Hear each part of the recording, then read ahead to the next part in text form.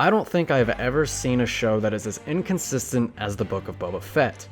Typically, a show starts off good, and then over time becomes bad as the writers run out of fresh ideas and the plot grows stale. Other times, a show may start off slow, but then improve as it finds its groove.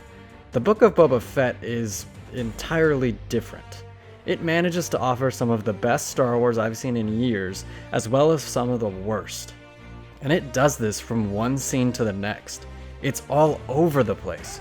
So in this video, I want to talk about why that is, and truly explore the maddening bipolar nature of the Book of Boba Fett.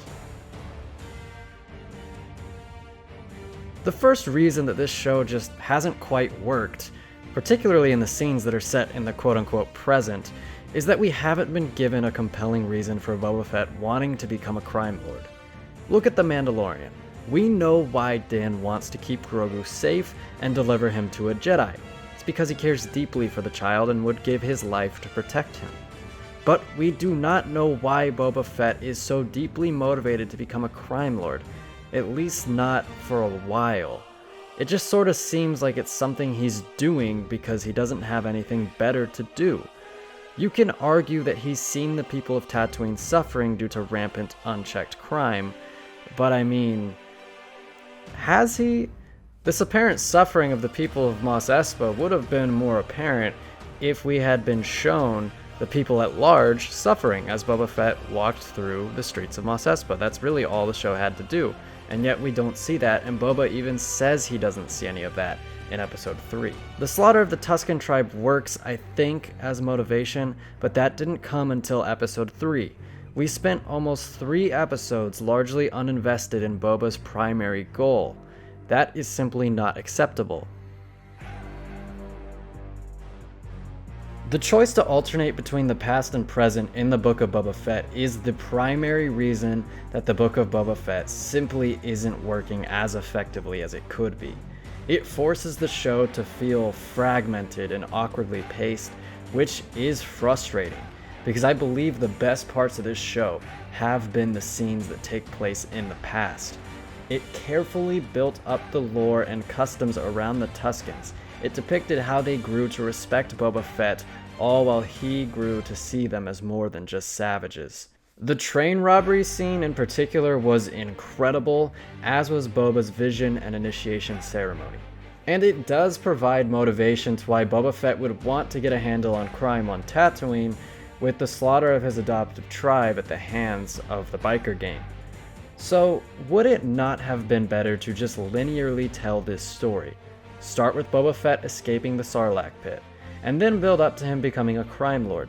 It would have been organic, and the show would have felt far less all over the place and inconsistent. But still not totally consistent. I hate to say this, I really do, because I believe any creative visionary can come into Star Wars and put their little spin on it, so long as it isn't overbearing and doesn't detract from the established feel of Star Wars. But what Robert Rodriguez has done is the exact opposite of this.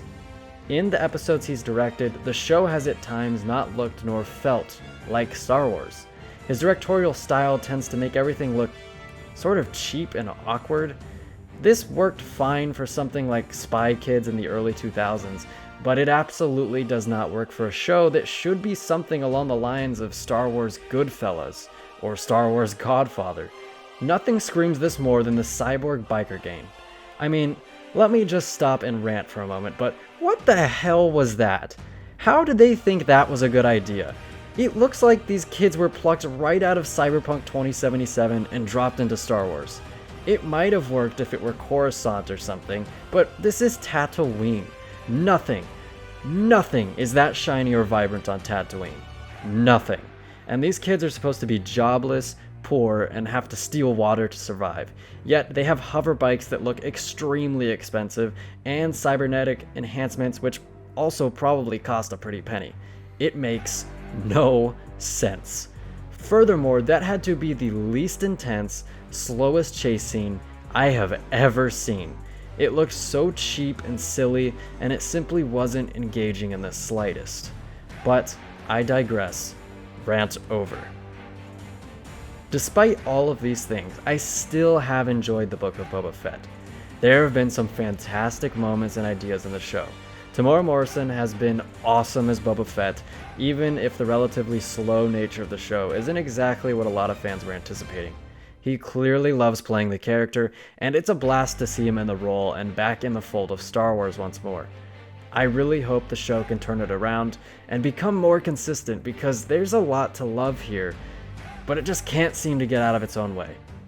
Let's all cross our fingers for the future episodes, folks. So that's all I have for you today. Let me know down in the comments below if you agree with me, or if you think that the Book of Boba Fett is amazing. Either way, I'd love to hear from you.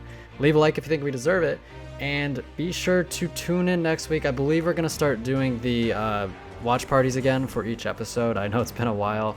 We've had a lot going on, so we apologize for that, but I believe we're going to get back on that. Anyway, I'm Zach, and I'll see you in the future.